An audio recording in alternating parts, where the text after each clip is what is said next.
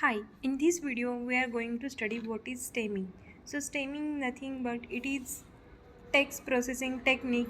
It is used to normalize words into its basic form or root form. So first thing, why stemming is required? Because of the inflectional words. Example of that: celebrate, celebrated, celebrating are nothing but the inflectional words of celebrate. So all these words are originated from a single root word, that is celebrate. So instead of dealing with these words separately, we chop the word, remove the common part from these words, and we can extract meaning from that single word only instead of treating all these words separately. Another example is intelligent, intelligent, intelligently. So if we remove common part from these inflectional words, we get the root word as intelligent. But sometimes in stemming, we cannot get the meaningful root word or base form of that word. So that is one drawback of stemming.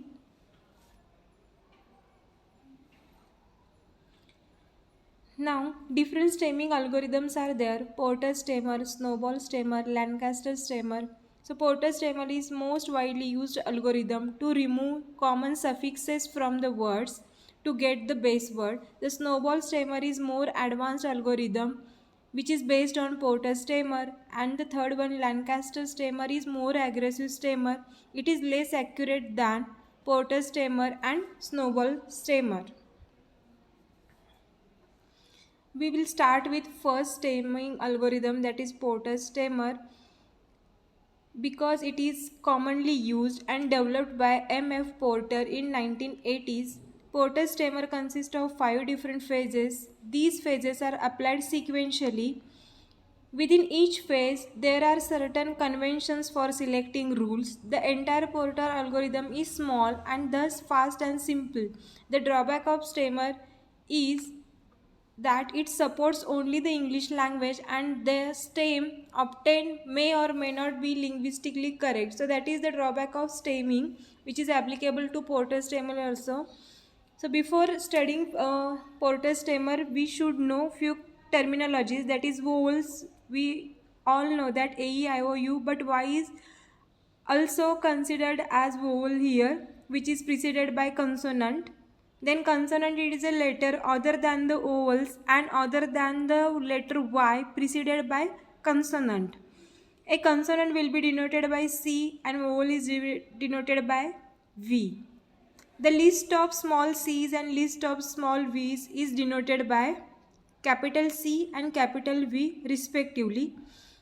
So now any word or part of word we can represent in the one of the following forms, that is CVCVC, CVCV followed by V. The word may start with vowel, ends with consonant. Word may start with vowel, ends with vowel. So these are nothing but the 4 possibilities of word. And after representing any word in the form of C and V's, we have to represent that word in this form: C combinations of VC's followed by V. For example, tree. In the tree, M is 0. Why? Because we have to represent tree into CVCV form.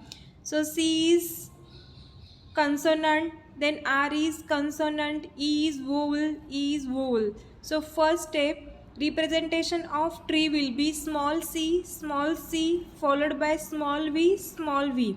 After that, we have to represent list of small c's and list of small v's with capital C and V. So representation of tree now will be capital C and capital V. So there is no VC combination here because tree is represented by only CV. That's why M is 0 here. Like that, you can try for another word, that is trouble, then troubles and private. You may understand that why here M is 1 and M is 2 respectively. So now, to remove common suffixes, Porter stemmer applies more than 50 rules. Which rules are grouped into 5 different steps and some sub-steps. All rules have a form. Condition S1 implies S2. This means that if a word ends with the suffix S1 and the stem before S1 satisfies the given condition, then we can replace S1 with S2. The condition is usually given in terms of M. For example, if M is greater than 1 and that word having suffix as EM, ENT, then replace it with nothing. Means we have to remove that suffix part. For example, if we take the word replacement, so here suffix is EMENT and we have to check whether replace satisfy the condition where m is greater than 1. So for replace, if we represent it in the form which we have seen in previous slide, that is C VC raised to MV form, if we convert replace in that form, we get that value of m is 2. So now condition gets satisfied, m is greater than 1 and the suffix is EMENT. So we can remove that suffix part and we get the root word or base word as replace. The condition part may also contain the following cases. Star capital S. It means that the same ends with capital S. Then star V star means stem contains vowel, that is one condition. Star D means stem ends with the double consonant, it may be double A, double B, double S likewise. Star O means the stem ends with CVC form where the second C is not W, X or Y. And the condition part may also contain the expression with, and, or, and not. So that the condition can be M is greater than 1 and star S or star T. Meaning of this is that the stem with greater than 1 M and ending with capital S or capital T. Then second, star D and not star L or star S or star Z. This means that stem should ending with double consonant other than L, S or Z. Likewise, we have to check the conditions. Now, as we know that there are different rules and all those rules are divided into 5 steps. So, first step of that is some rules don't have condition. Below are some rules which is included into first step. In a set of rules written beneath each other, only one is obeyed and this will be the one with the longest matching S1 for the given word. For example, SSES should be replaced with SS without checking any condition. Then IES should be replaced with I, double S should be replaced with double S only, single S should be replaced with nothing. Means we have to just remove that S. Example, KRSS maps to KRS since double SES is the longest match for S1. Equally, KRSS maps to KRSS and cares to care. Likewise, we can get the stem or base word. Now, the step 1B. So here, after applying those rules, in next step we have to check these rules whether these conditions are satisfied. Then we have to apply that. The first rule is M is greater than 0 and stem having suffix as ED. So if condition satisfies, then we have to remove ED and we have to add EE. Means ED get replaced with EE. Example of that is agreed. So in agreed, ED is nothing but the suffix part and stem is AGR. Always we have to check the condition for stem only. So AGR we can represent it in VCV form like VCV. So here we get CVCV form. So here we get one combination of VC for AGR and our condition gets satisfied. We get M as 1 which is greater than 0. So we can replace EED with EE. So agreed get converted as agree. Then next feed. Here suffix is EED and stem is F. That is nothing but the consonant. So here we don't get any VC combination. That's why value of M is 0 and we cannot apply this rule to feed word. That's why feed word will remain as it is. Then second rule star V star ED. So here again we have to check that whether the stem contains any vowel. So for plastered word, if we remove that ed part suffix, then we get stem as plaster.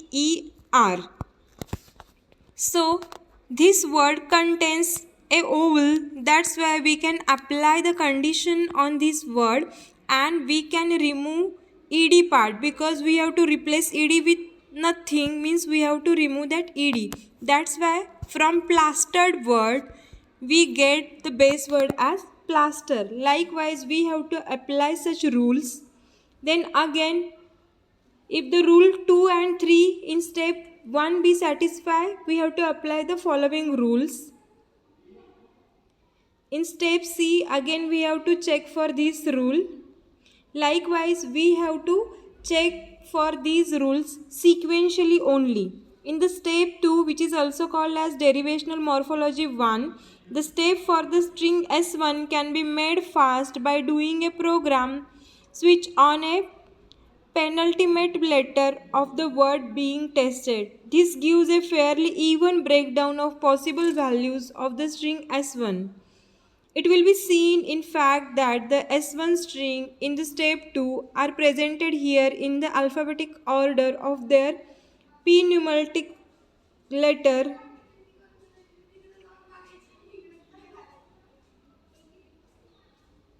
So again there are rules and we know that how to check the condition and how to replace suffix with that second suffix. So likewise in step 2, step 3 there are different rules and step by step we have to check those rules and we may get the root word or base word. So these are the 5 steps. The 5th step is cleanup step.